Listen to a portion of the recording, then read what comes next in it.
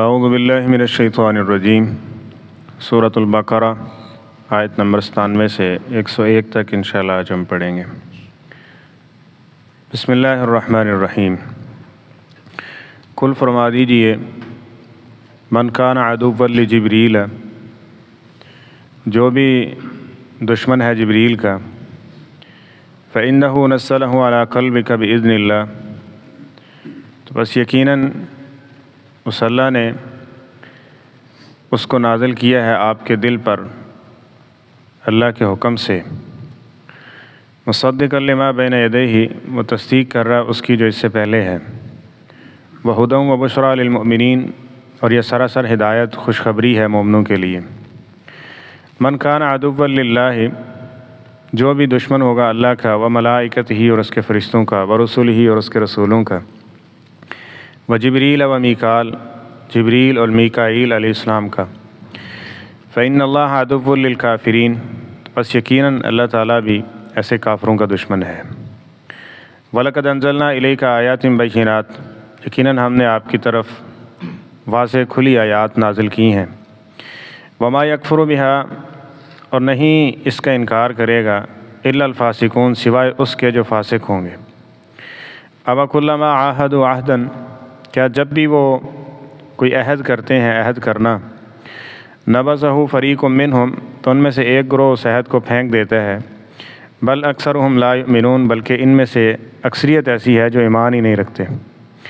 ولما جاءہم رسول من عند اللہ، اور جب ان کے پاس کوئی اللہ کی طرف سے رسول آتا ہے، مصدق لما معہم، تصدیق کرتی ہے اس کی جو ان کے پاس کتابیں ہیں، نبذ فریق من الذین اوتوا الکتاب، تو جن لوگوں کو کتاب دی گئی ہے ان میں سے ایک گروہ نے اس بات کو بھی پھینک دیا، کتاب اللہ، اللہ کی کتابوں کو، وراء ظہورہم، اپنی پشتوں کے پیچھے، کأنہم لا یعلمون، گویا کہ وہ جانتے ہی نہیں ہیں۔ نبی کریم صلی اللہ علیہ وسلم کے پاس یہودی آیا اور کچھ سوال کیے اور کہا کہ اگر آپ اس کے جواب دے دیں گے تو ہم آپ کو نبی اور رسول مان لیں گے۔ سیدنا عبداللہ بن عباس صحیح سند سے یہ قول ان سے منقول ہے اس کی تفسیر میں کہ نبی کریم صلی اللہ علیہ وسلم نے اس کے جواب دیے ان کو۔ اب ان کے پاس کوئی راستہ نہیں تھا کیونکہ پہلے بات پختہ طریقے سے ہو چکی تھی کہ اگر آپ ان سوالوں کے جوابات دے دیں گے صحیح طور پہ تو ہم آپ کی بات مان لیں گے۔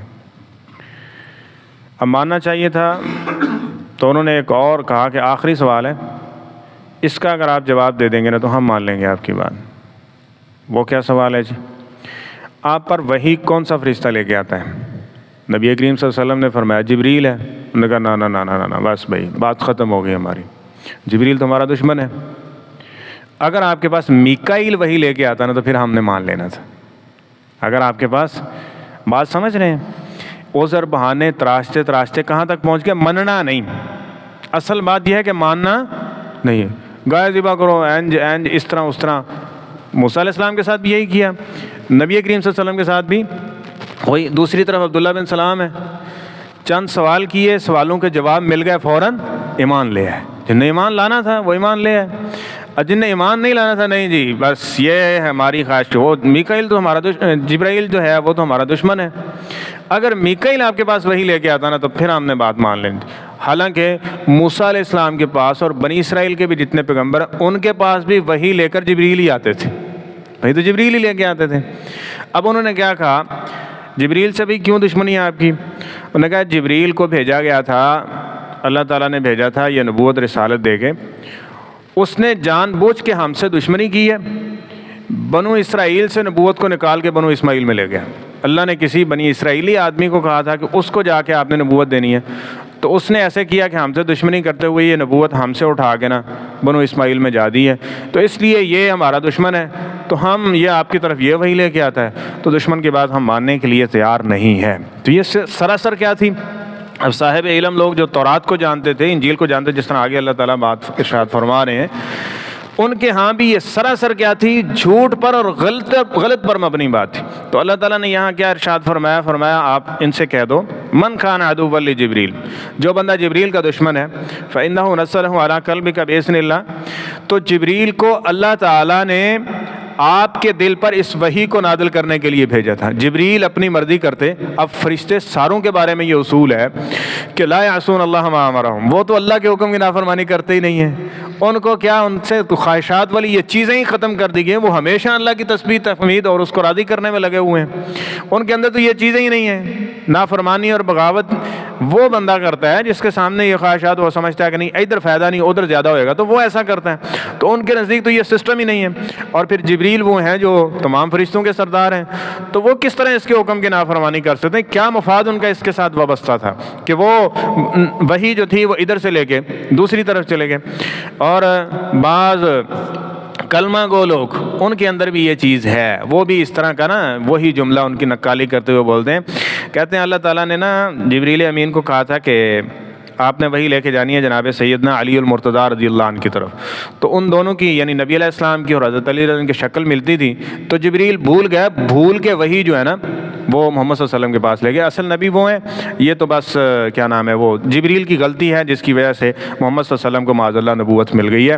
تو یہ سارے جو بندہ اس چیزوں کا انکار کرتا ہے وہ اللہ کا بھی انکار کر رہا ہے، اللہ کی کتابوں کا بھی انکار کر رہا ہے، کیونکہ اللہ تعالیٰ نے ان کے بارے میں فرمایا کہ وہ غلطی کرتے، جو اللہ ان کو حکم دیتا ہے وہ اسی طرح پورا کرتے ہیں، اور جو کہتا ہے کہ وہ ان سے ایسا ہو گیا تو وہ اللہ کا بھی انکار کر رہا ہے نا، اللہ کے حکم کا بھی انکار کر رہا ہے۔ تو اللہ تعالیٰ نے یہی فرمایا کہ فإنہ نزلہ علی قلبک بإذن اللہ، وہ اللہ کے حکم سے جس دل پہ اترنا تھا وہی لے کے وہ اسی دل پہ اس نے وہی کا القاء کیا ہے، مصدقا لما بین یدیہ، اس سے پہلے تصدیق بھی موجود تھی، تورات و انجیل میں نہیں تھا نبی کریم صلی اللہ علیہ وسلم کی نشانیاں، اور وہ کہاں سے ہوگا؟ وہ بنی اسماعیل میں سے ہوگا، ٹھیک ہے، مدینہ اس کا شہر ہوگا، اور اس کے اصحاب کی بھی یہ ساری علامتیں، وہاں یہ سارا کچھ ذکر کیا گیا، اور تم الٹا یہ کہہ رہے ہو کہ یہ جبریل سے بھی غلطی ہو گئی ہے۔ فرمایا یہ ہدایت ہے وبشرا، اور خوشخبری دے رہا ہے للمؤمنین، کن کو؟ جو مومن ہے، جو تورات و انجیل کو بھی صحیح معنوں میں مانتے ہیں نا، وہ قرآن پاک آنے کے بعد فی الفور اس پر ایمان لائیں گے اور نبی کریم صلی اللہ علیہ وسلم کی نبوت کا اقرار کریں گے، جس طرح کہ کچھ اہل کتاب نے نبی کریم صلی اللہ علیہ وسلم کے زمانے میں عبداللہ بن سلام اور دیگر نے قبول اسلام کر لیا تھا۔ اور فرمایا کہ من کان عدوا للہ وملائکتہ ورسلہ وجبریل ومیکال، جو بندہ اللہ کا دشمن ہے، یعنی ان فرشتوں کا دشمن ہے، جبریل کا دشمن ہے، میکال کا دشمن ہے، وہ اللہ کا بھی دشمن ہے، اللہ کا بھی دشمن ہے، ٹھیک ہے۔ فإن اللہ عدو للکافرین، تو اللہ تعالیٰ بھی ایسے کافروں کے لیے دشمن ہے، جس طرح کی حدیث پاک ہے نا، دوست کا دوست بھی دوست ہوتا ہے، اور دوست کا جو دشمن ہے وہ بھی کیا ہوتا ہے؟ دشمن ہوتا ہے۔ اب جبریل یا میکائیل اور باقی سارے فرشتے یہ دوست ہیں، اور اللہ تعالیٰ کے یہ دوست ہیں، ٹھیک ہے۔ اب جو جبریل سے دشمنی رکھ رہا ہے تو کیا مطلب ہے؟ جو اس کے دوست ہیں اس کے ساتھ بھی اس کی کیا ہو گئی؟ دشمنی ہو گئی، جس طرح کی حدیث ہے نا، نبی کریم صلی اللہ علیہ وسلم نے فرمایا من عاد علی ولیا، اللہ تعالیٰ فرماتے ہیں جو میرے ولی کے ساتھ دشمنی کرتا ہے فقد آذنتہ بالحرب، میرا اعلان جنگ ہے اس بندے کے ساتھ۔ اب یہ تو آدمی ہے کہ جو اللہ کا ولی ہے اور کوئی بندہ صرف اس سے دشمنی رکھتا ہے تو اللہ تعالیٰ اس بندے سے نفرت کرتے ہیں، کیوں؟ یہ میرے پسندیدہ بندے سے نفرت کر رہا ہے، تو کہاں یہ جبریل اور یہ ساری چیزیں اس سے ایسا کرے گا؟ تو اللہ تعالیٰ نے پھر اس کے لیے فرمایا کہ یہ در حقیقت یہ اللہ کے بھی دشمن ہے اور اللہ تعالیٰ کے ساتھ یہ دشمنی مول لے رہے۔ تو اللہ فرماتے ہیں وَلَقَدْ أَنزَلْنَا إِلَيْكَ آيَاتٍ بَيِّنَاتٍ، ہم نے تو کھلی آیات، اس میں بھی نشانیاں بھی، تورات و انجیل میں بھی، انبیاء کرام کے زبانی بھی، یہ ساری کھلی آیات اور کوئی اس میں اشکال اور ابہام رکھا ہی نہیں ہے۔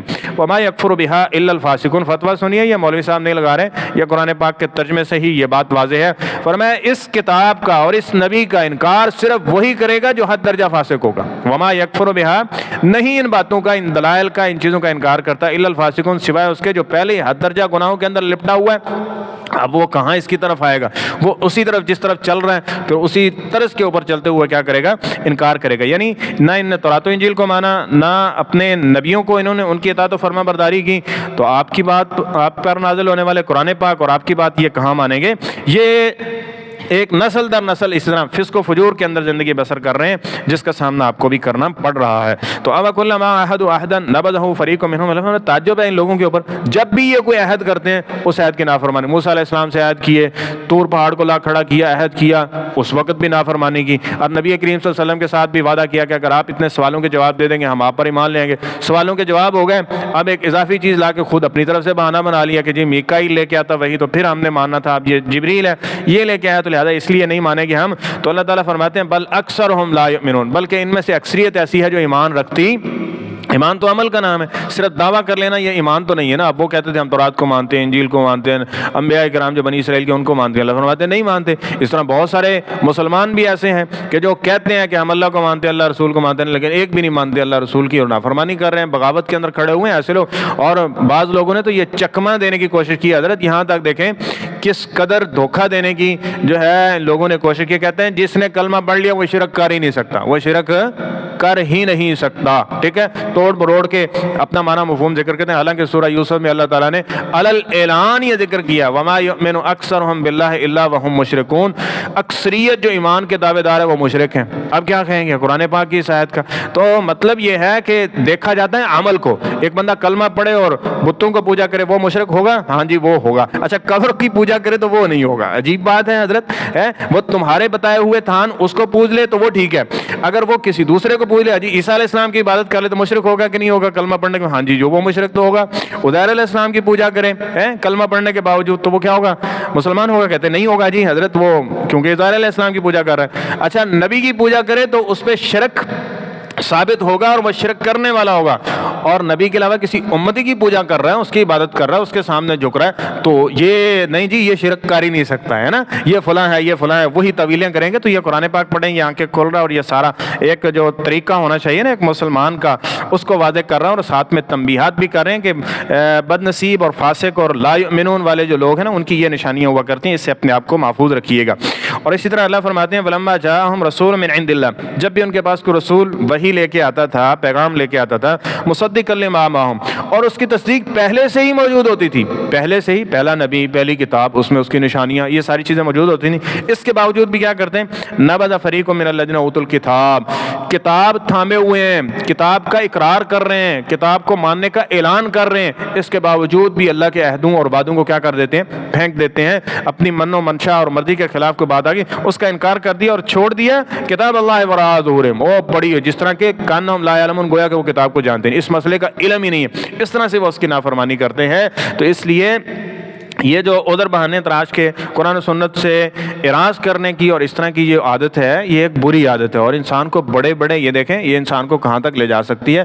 اس لیے وہی چیز ہونی چاہیے سمعنا و اطعنا، سنا اور انشاءاللہ اس کو ماننے کی کوشش کریں گے تو اس میں خیر ہے۔ اللہ تعالی ہم سب کو صحیح معنوں میں قرآن و سنت پر عمل پیرا ہونے کی توفیق عطا فرمائے۔